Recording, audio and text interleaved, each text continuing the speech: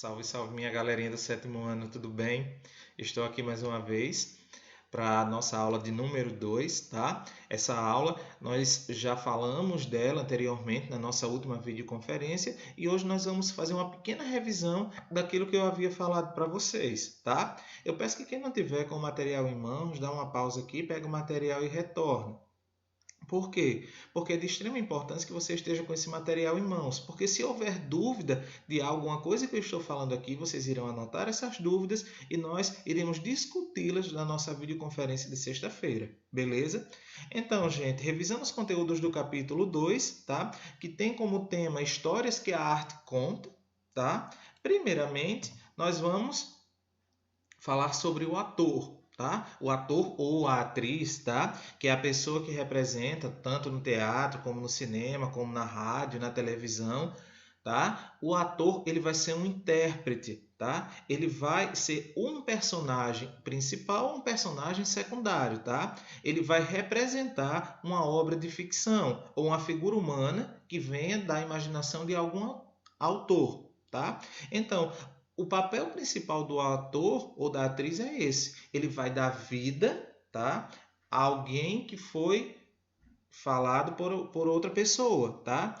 Alguém vai narrar uma determinada história, como por exemplo a história do Chapeuzinho Vermelho. Quem for para o teatro vai dar vida a ela, vai dar vida ao lobo mau. Então é justamente isso. O ator e a atriz ele vai dar vida a um personagem de ficção que foi escrito por alguém. Beleza? Então para isso existe, tá? Toda aquela parte do roteiro, toda aquela parte da preparação para o teatro, para o cinema, para que o ator venha dar vida, tá, a esse personagem. Beleza? E para que o ator venha dar vida a esse personagem, ele também vai precisar de outros elementos, como por exemplo, a expressão vocal, que no teatro precisa ser interligado com a expressão corporal durante a apresentação, tá? Quando eu falo a expressão vocal, é aquele momento que eu vou falar, aquele momento que eu vou atuar, que junto com as minhas expressões corporais, a minha fala vai estar em conjunto com ela. Então eu preciso harmonizar o momento da minha fala com o momento da minha expressão corporal. Os gestos que eu vou fazer, eles têm que estarem ligados junto com a minha fala. Então é por isso que a expressão vocal e a expressão corporal, elas vão andarem juntas, beleza? Para o ator é fundamental essa conscientização. E o bom trabalho vocal, associado ao trabalho de expressão do corpo, é que vão juntos dar o diferencial para a qualidade do espetáculo. Claro. Por quê? Porque se o autor tiver esse bom domínio com a expressão vocal e a expressão corporal, claro, a qualidade do espetáculo vai ser totalmente outra. É por isso que existem muitos artistas, muitos autores renomados por isso, porque eles conseguem ter esse domínio tanto da expressão corporal como da expressão vocal. As duas têm que andar junto, beleza? Fala com o movimento do corpo.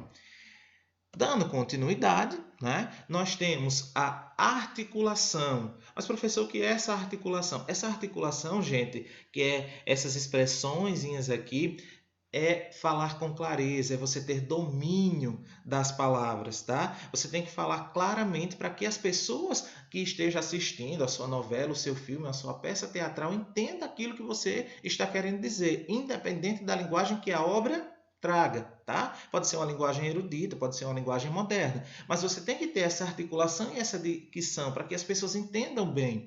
Tem até atores e atrizes que fazem diversas sessões com os fonoaudiólogos, né, que são os médicos que cuidam da fala. Então, às vezes, eles precisam fazer alguns exercícios passados pelos fonoaudiólogos para que eles tenham uma boa articulação e uma boa dicção.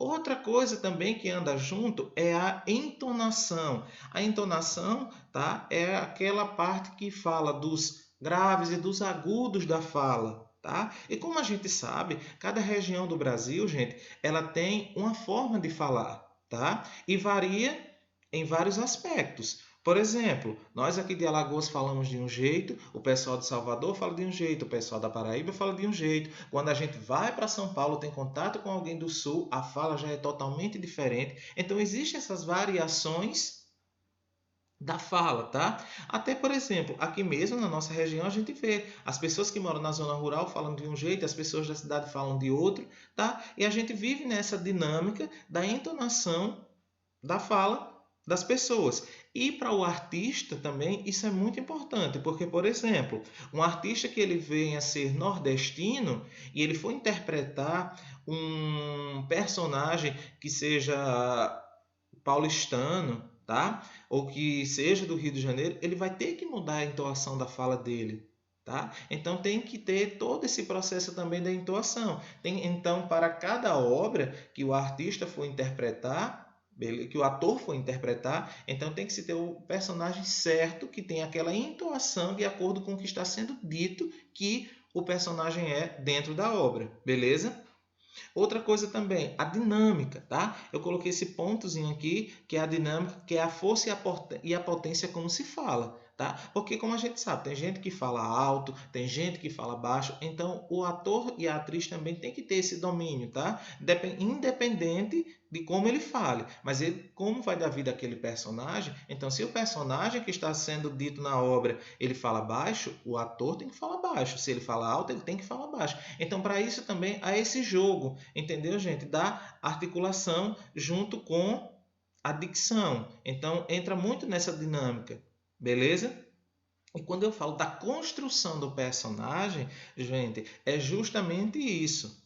É o estudo da vida do personagem para dar o significado a ele. Por exemplo, o ator ou a atriz, quando ele vai fazer um determinado personagem, ele precisa muitas das vezes estudar a vida daquele personagem, saber onde ele viveu, como ele foi criado, como ele agia. Então precisa desse contato com a biografia do autor para que você venha dar uma vida ao personagem, tá? Para que essa dinâmica do personagem esteja de acordo com aquilo que a obra fala. Então, para que o o ator venha dar vida a esse personagem, então ele precisa fazer todo um estudo de como ele se comportava, de como ele falava, do que ele gostava, e com isso também para dar vida mais ainda esse personagem à caracterização, né? Então a forma como a pessoa se vestia, a forma como a pessoa andava, o penteado que a pessoa utilizava. Então isso é muito importante na construção do personagem. Então estuda-se a biografia do personagem e os comportamentos dele, e então o ator vai dar vida ao personagem. Então é por isso que às vezes quando a gente lê uma determinada obra, seja ela de ficção, ou seja ela realista, e que essa obra ganha vida no teatro ou no cinema, assim que a gente ouve falar no nome daquele personagem, já vem na nossa mente, tá, a figura daquele personagem que a gente viu na televisão ou no teatro, tá? Então isso significa que o ator conseguiu dar vida àquele personagem. Beleza? Gente, se houve dúvidas sobre esses elementos teatrais, sobre a composição das histórias que as artes contam, anota essas dúvidas aí. Na nossa videoconferência a gente discute, beleza? Aguardo vocês na sexta-feira. Tchau e até lá.